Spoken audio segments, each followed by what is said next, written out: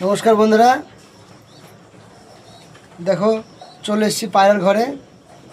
কি বলবো, আজকে খুব বৃষ্টি হচ্ছে, সারাদিন ধরে বৃষ্টি হচ্ছে কালকে থেকে। তা এই মুহূর্তে এসে আমি দেখলাম আমার ঘরে আমার দুটো ইংলিশ নান আছে। দেখো কি ফুটিয়েছে, দেখো খাওয়াচ্ছে, দেখো দেখো দেখো বন্ধুরা, কি সুন্দর মুহূর্ত।